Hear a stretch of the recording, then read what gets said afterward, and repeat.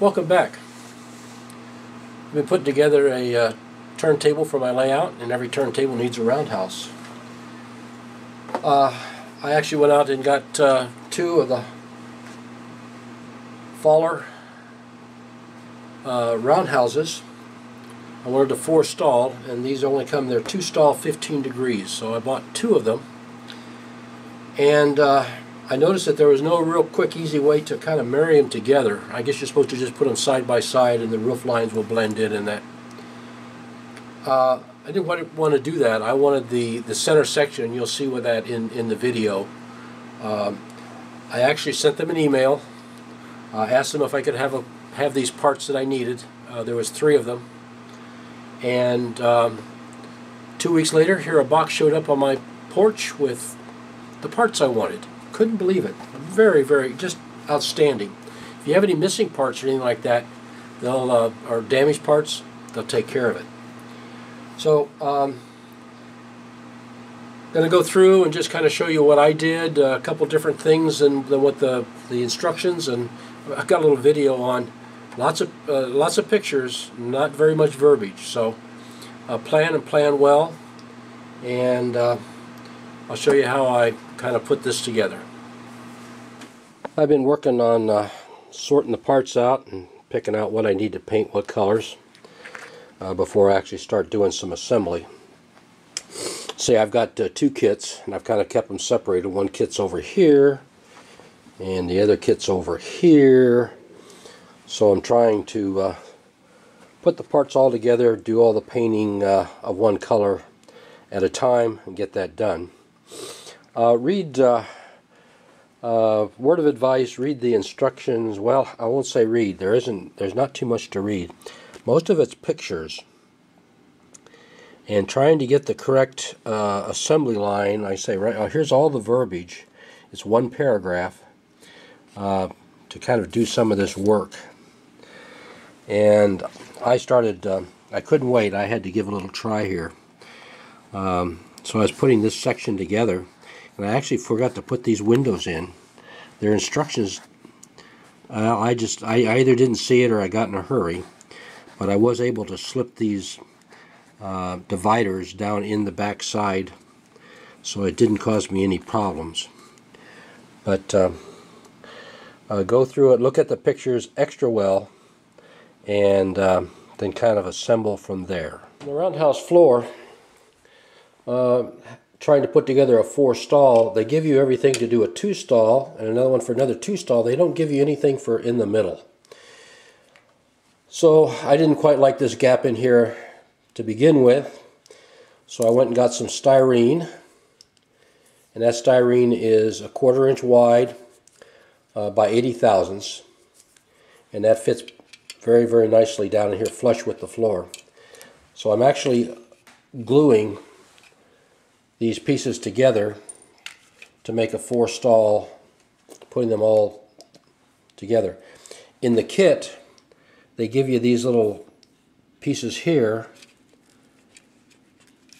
and you're supposed to use them in there like that, but instead I'm taking and slipping in a piece of styrene, gluing it, put some pressure down on it, and then removing these clips. Once I get it all glued together, I'll have the supports for this one here and the supports for over here. I'm not sure what I'm going to do. I wrote the company, and they say they'll supply some parts, so I wrote them a letter and asked them for these 2 stanchions and the top piece, so we'll see what I get back. Then once I get this put together, I'm going to kind of paint it a concrete color, and also I need it to complete the round table, so I know exactly where to bring the track lead ins. So that's it on the base there. Okay, I've got the base all put together. Here's the strips that we added. I used a light gray with a white wash over it, give it a concrete look, and add a little extra yellow warning stripes in here. These bridges right here, you get one of them with one kit, and you get a second one with the second kit. There's nothing for in the center here, and I wrote to Faller and asked them if they could supply those with me, and sure enough, this was the box that showed up and had these parts in it. So I can do that. Also, when you do get ready to install these, there is a front and a rear to them, and it's the way these angles are cut in the front and in the rear area. So make sure you get them in correctly. These are the normal side pieces that you get with one kit. One brick side and then a little bit newer side, I refer to it as. Well, buying two kits, I actually wound up with two of these and two of these. I kind of wanted my Roundhouse to look a little bit more modern, so I've actually put two of this together. And it gives you several different options, or if you want to build it both ends with the brickwork on it, you can do that. So, and then it's going to give us many, roof line will give us a lot of different choices also. Wanted to show you what I did here on the back wall that actuates the doors. These pins right here are actually supposed to come in from the other direction through the wall first, and just the pins sticking out. I kind of turned that around, and I didn't want this to come apart on me.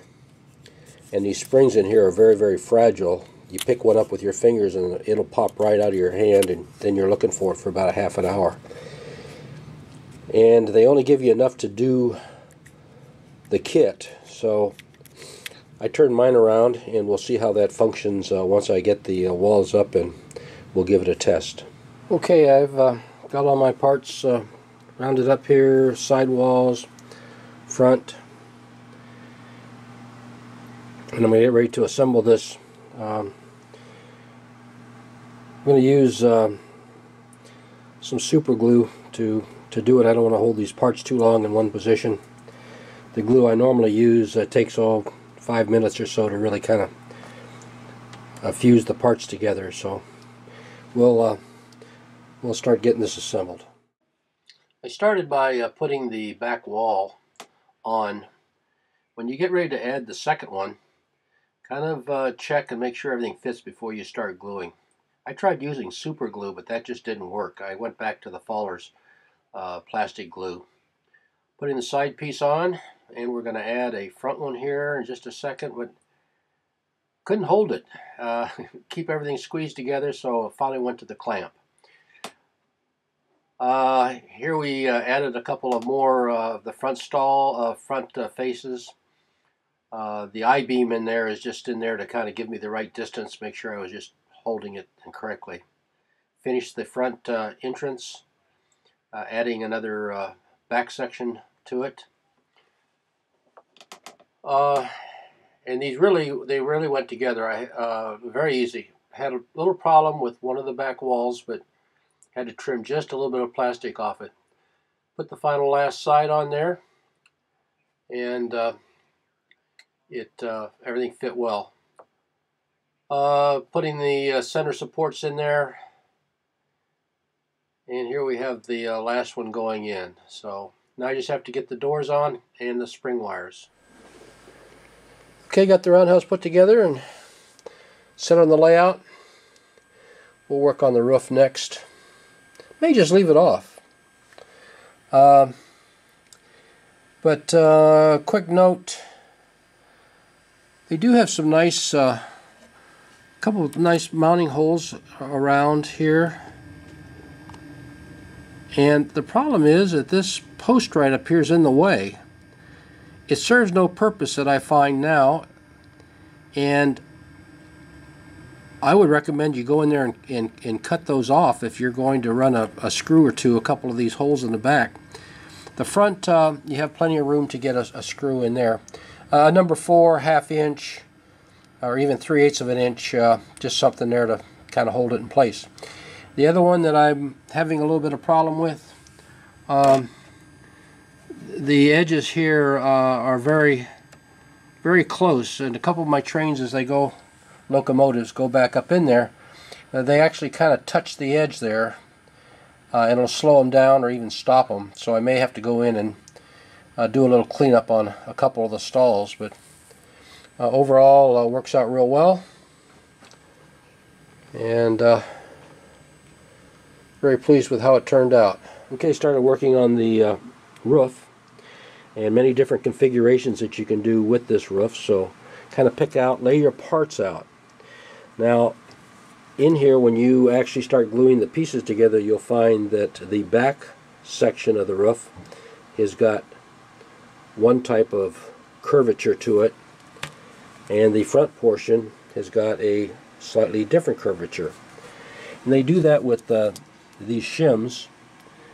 One side is flat and the other side has got a slight bevel on it. I recommend that you go through, take a felt pen and mark on it, so when you put it together, you've got them all going the correct direction. The reason I say that is I was putting them together and all of a sudden I realized I did not have one in the right way. I was able to lift it back up off, turn it over, and get the right bevel going in the correct direction. So we did that. And let's go over to the model here. I'll show how I'm going to kind of join these sections here together, because there's really no support. Since I'm putting two stall and two stall together, there's no real support in here, and I'll kind of show you what I did there. I built my own styrene kind of A-frame up here, and that will give some support to the center portion of the roof line. So, and then the other portion over here. Styrene, a little angle iron, some flat pieces to kind of make it. I use one of the side building pieces here as a template to make that, and we will get that to go together in there. I'll paint that out. The red lead color is what's down below here, so that will help. When I glue everything together, that will be one of the pieces that will stay with the roof line. Okay, pretty much got this together now. When backing the locomotives in, I really found it kind of hard to keep the floor in. I had to go around and put some number 2 screws in, 1/2 inch long, and a couple places in the floor to hold it down. The other one that I noticed is when the train backs in, the brake and coupling system hits back here. Actually, it's the brake hose hits the back and won't let the train back all the way in. And I checked my height, but it sounds kind of normal. To me, the floor is a little bit too high to that, or maybe I should have raised the track a little bit higher. But I haven't decided if I'm going to notch out the back of it or just park my trains in halfway. Okay, I'll put the top on and we'll wrap this video up. Okay, got pretty much completed here. Just have to put the downspouts on and a little more scenery around it, but we're not going to do too much more. I have found out that we are going to relocate here hopefully sometime soon. But let me see if I can show you this here.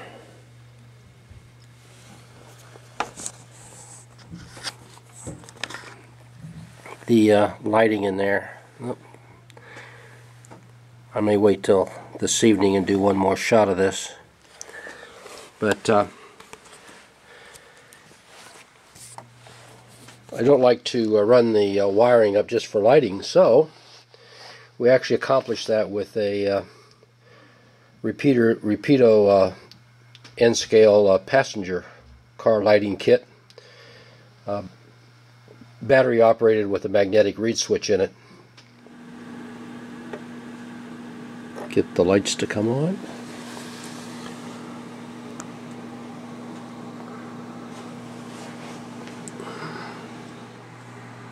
Okay, that completes this project.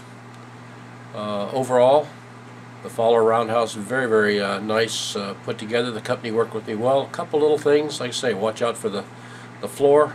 Just don't think there's anything you can keep it from kind of warping in a few places. Just have to kind of screw that down and hold it. But very, very nice. Anyway, got a couple more projects coming up. decoupling project. Hopefully it will stop some of the things. I got a video on that, and also on the control panel for the turntable. I've got to get that one out, but let's get this one to you. You have a good day. Thank you very much for watching.